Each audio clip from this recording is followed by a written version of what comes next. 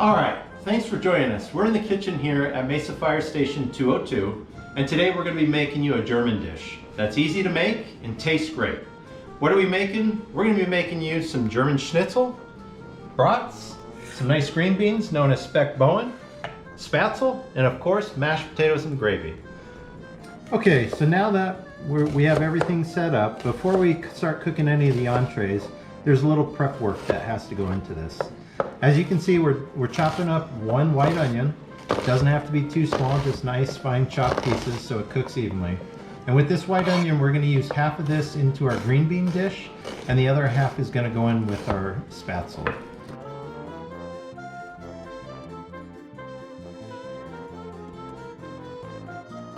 All right, everybody, and now the time you've been waiting for, schnitzel time. What are we talking about? We want to get pork tenderloin. You want to look for a thin cut pork tenderloin that's boneless. Usually comes in packs of 6 at your meat counter, which is good for a crew of 4. When you get it back to the station, put them on a hard surface, preferably a cutting board with a layer of plastic wrap on top. Make sure you have some form of meat hammer or rolling pin. Once you have that all in store, let's pound the pork. Okay, so we're back. We have the pork tenderloin pounded to the consistency we were wanting. A nice thin consistency. What we have here are a couple bowls set up for our breading station. We have 2 cups of all-purpose white flour, 6 eggs, and 2 cups of Italian breadcrumbs. This is going to create the nice crust breading onto our pork tenderloin. Let's show you how we get this started. Take one of your pieces, lay it flat into the flour. We want to make sure that we just cover it to a nice consistency, do both sides. You want to make sure that all your meat is covered in the flour. And then before we transition it over to the egg, you want to make sure you shake off the excess flour. Let's run it into the egg wash. And when you get your meat into the egg wash, you want to go ahead and just slightly tap that down so that the egg wash covers all parts of the pork. We can see that all parts of the pork are covered. We still have a good consistency.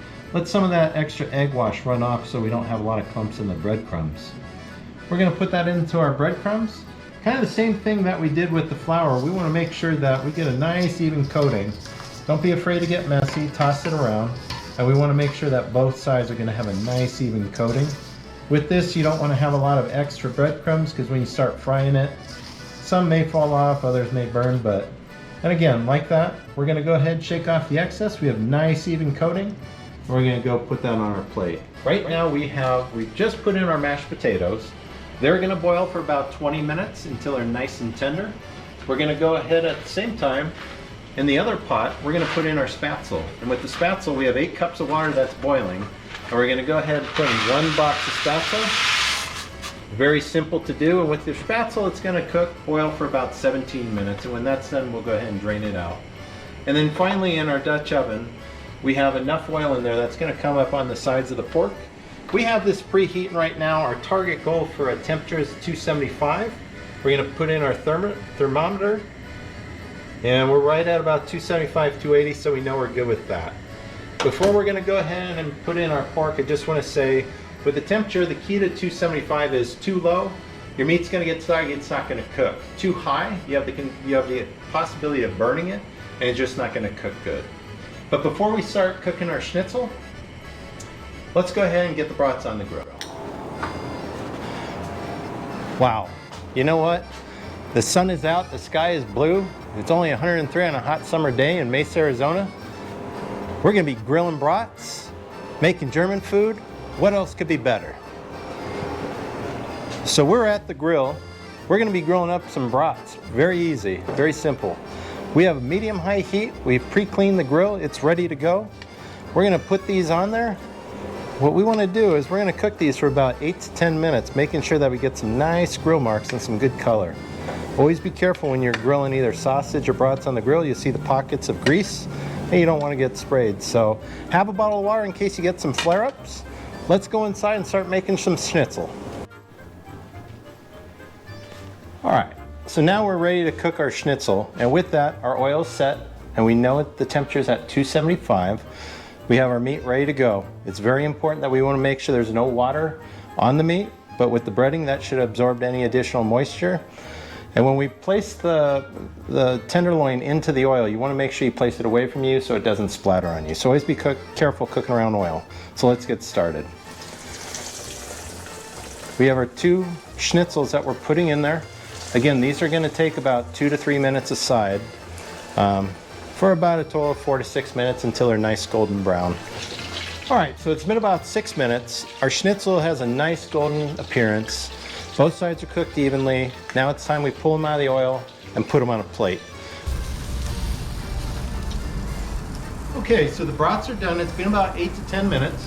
We've rotated them a couple times. They have good colored good grill marks.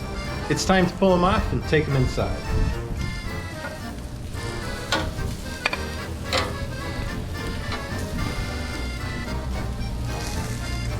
This is known as speck bowen. It's a sweet and sour green bean, and what we're using today is 2 pounds of green beans that we've rinsed and cut the ends off. Before we put that in there, we started sauteing up some of that white onion from earlier that we prepared. So we're going to dump these green beans in here. This is going to take anywhere from 15 to 20 minutes. We just want to get these green beans cooking. You're going to see the color change. And then as this cooks a little bit longer, we're going to add a sauce into that along with some bacon. And as we continue, right before we pull them off, we're going to add a little more of the brown sugar and mustard, and it'll give it a good candy glaze right before we pull it off. So stick around and we'll keep working on this. We're at about 18 minutes at this point, and now we're going to put the final glaze on this. You can see the colors coming together, the bacon's incorporated, our onions are good. You really smell a lot of that dressing we put in there. So what we want to do is lightly glaze the top. You're probably looking about 1 tablespoon of mustard, and then we're going to lightly sprinkle another about 1/3 of a cup, 1/4 cup of brown sugar in the mix. And what this is going to do is give it a nice sweet texture and almost be like a caramel candy dressing on top. So go ahead, you'll let this finalize for about 2 minutes until the sugar kind of dissolves and breaks down, and you'll see that nice glaze on there. And then we'll be ready to go. And I think we're pretty close to calling it code 7 and making a plate and getting ready to eat. We got our final plate. I think it's code 7, but let me talk about what we have, right? We have our homemade schnitzel on a bed of red pickled cabbage. You have your spatzel with the caramelized onions, our speck bowen with our candy glazed sauce, a German brat with some yellow mustard, and finally some mashed potatoes and gravy. With that, I want to say thank you for watching this video. We hope that you enjoyed cooking with the crew of 202. It's code 7. Let's eat.